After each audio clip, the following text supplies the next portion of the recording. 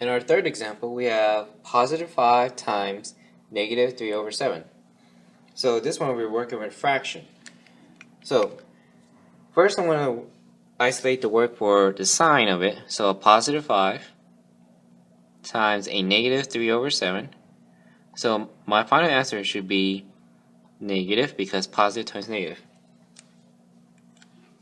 Alright, now just focusing on the numbers only. Remember, when we're doing whole numbers, we're going to multiply just to the numerator. That's it. Don't have to do too much work, just to the numerator. So it's going to be 5 times 3 on the top with the same denominator.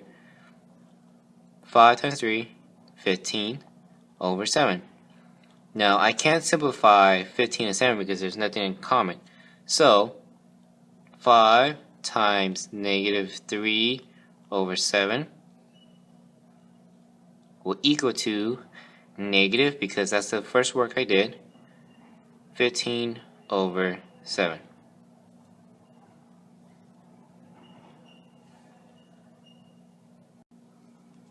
In the next example, we have negative 9 times negative 2 over 15.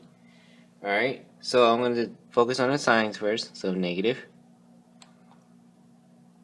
times negative equals positive. So my final answer should be positive.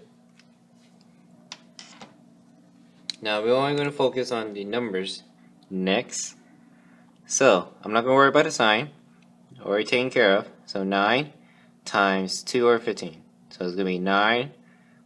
Again, I'm multiplying the whole number to the numerator only. And the denominator stays the same. So 9 times 2, that's 18 over 15. Now, I checked if we can simplify or not. In this case, we can, because there is a common factor between 18 and 15, which is 3.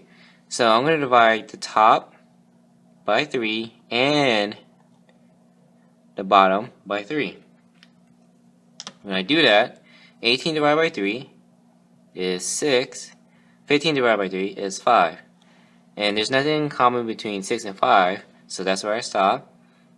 So negative 9 times negative 2 over 15 is equal to positive 6 over 5.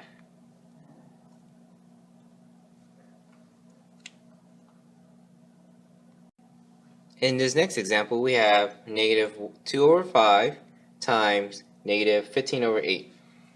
So again, we're going to sign negative times negative equal to positive. So our final answer should be positive.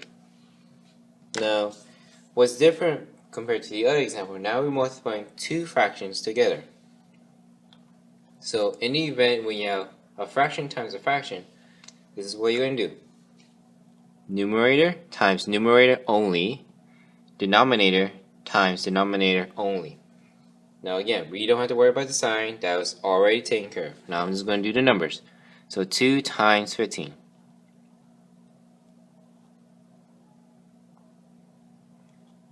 Over 5 times 8.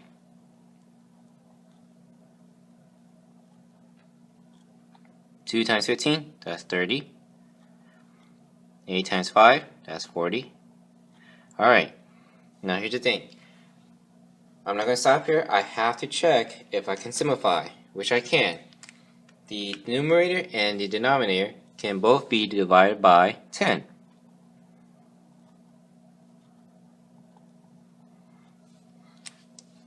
Because they're both in zeros, that means they can be divisible by 10.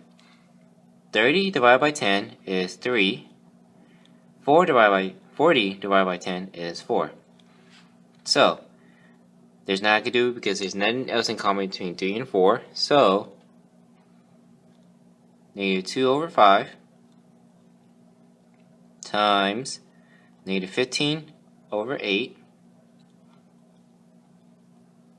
equals to positive 3 over 4. This is our final answer. In this example, we have negative 3 over 4 times positive 8 over 9. So, negative times positive our final answer should be negative. Now, just like in the last example, fraction times fraction, meaning numerator times numerator, denominator times denominator. I'm not going to worry about the sign, just the numbers only. 3 times 8 over 4 times 9. Alright, 3 times 8, that's 24.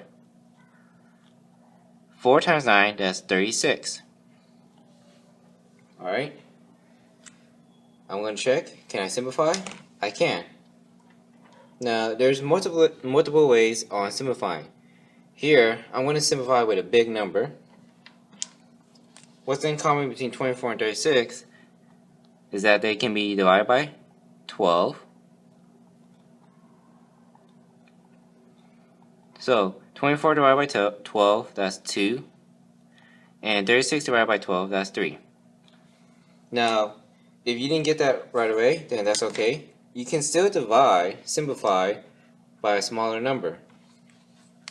So I'm going to write right here, 24 divided by 36. So what you can do is you can think of small terms or smaller numbers. So 24 and 36 are both even, so we can divide by 2 if you like. 24 divided by 2, that's 12. 36 divided by 2, that's 18. Alright. And it seems that you can still continue to simplify, so maybe do 3. So I'm going to divide top by 3 and bottom by 3. So 12 divided by 3, that's 4. 18 divided by 3, that's 6. Well, 4 and 6, you can still divide that because they're both even numbers.